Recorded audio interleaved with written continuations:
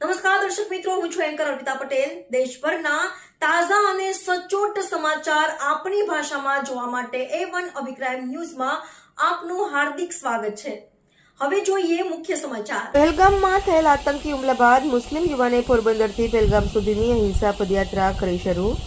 પોરબંદરથી પહેલગામ સુધીની 2000 કિલોમીટરની અહિંસા પદયાત્રા પ્રારંભ કરતા મુસ્લિમ અગ્રણી સૈયદ સદામ બાપુ કાદરી ધોરાજીમાં અહિંસા પદયાત્રા આવી પહોંચતા હિન્દુ મુસ્લિમ ભાઈઓએ કર્યું સ્વાગત। પહેલગામમાં આતંકી હુમલા બાદ દેશભક્તિની અનોખી મિસાલ આવી સામે। જામજોધપુરના યુવાન સૈયદ સદામ બાપુ કાદરીએ પોરબંદરથી પહેલગામ સુધીની યાત્રા પ્રારંભ બાદ ધોરાજી ખાતે આવી પહોંચી યાત્રા દ્વારા સંદેશ આપવા માંગુ છું। મુસ્લિમ ધર્મ આતંકવાદનો સખત વિરોધ કરે છે। આતંકવાદની માનસિકતા ધર્મ વિરોધી છે। પહેલગામ પહોંચી ભારતનો ઝંડો લહેરાવીશ। મારા અને અન્ય સમાજને અપીલ કરું છું, 10 રૂપિયા આપે, જે રૂપિયા આપશે તે તમામ શહીદોના પરિવાર સુધી પહોંચશે। પદયાત્રાનો જે એક જ મકસદ છે, હિન્દુ મુસ્લિમ ભાઈ બહેન છે અને રહેશે। પાકિસ્તાનના કોઈ જૂઠાણા નહીં હાલે ભારતમાં। રિપોર્ટર ફિરોઝ ચુનેજા, ધોરાજી। મારું નામ એડવોકેટ સૈયદ જાવેદ આઝાદ કાદરી ઉર્ફે સૈયદ સદ્દામ બાપુના નામે લોકો શું કારણ, શું હેતુ શું છે?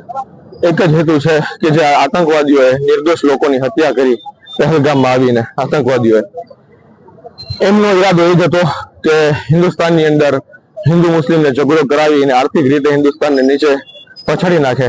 એ જ લોકોનો ઈરાદો હતો। એના પાછળની આ યાત્રા છે કે હું પોરબંદર અહિંસા ભૂમિથી લઈ અને પહેલગામ સુધી એક એવો સંદેશ દેવા માંગુ છું કે હંમેશા હિન્દુસ્તાનમાં જ્યારથી આઝાદ નતું થયું ત્યારથી હિન્દુ અને મુસ્લિમો હંમેશા ભાઈ ભાઈ બનીને રહ્યા છે।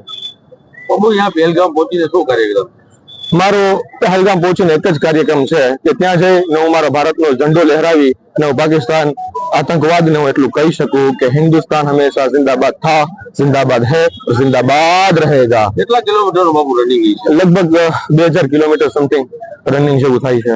ક્યાંથી બાબુ સ્ટાર્ટ કર્યું? પોરબંદર થી સ્ટાર્ટ કરેલું છે। પોરબંદરથી ક્યાં જવાનું? પોરબંદર થી સીધું પહેલગામ જવાનું છે।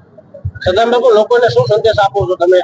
ખાસ આ મુહિમનો સંદેશ એક જ છે, પગપાળા પહેલગામ પહોંચી ને કોઈ મતલબ નથી, ખાલી સંદેશ હું પાસ આઉટ કરી શકીશ, પણ આ મુહિમનો માત્ર એક સંદેશ એ છે કે પહેલગામમાં જે મારા હિન્દુ ભાઈઓ ને એકમાત્ર મુસ્લિમ જે શહીદ થયા છે, હું મારા સમાજમાંથી કે અન્ય સમાજમાંથી હું એવી અપીલ કરું છું કે ખાલી 10 રૂપિયાનું ફંડ આપે મને મારા ટ્રસ્ટ દ્વારા, તો હું એ લોકોના શહીદોના ઘર સુધી આપી શકું અને સમાજમાં એક એવું ઉદાહરણ પેશ કરી શકું કે જે ઇતિહાસ બની જાય।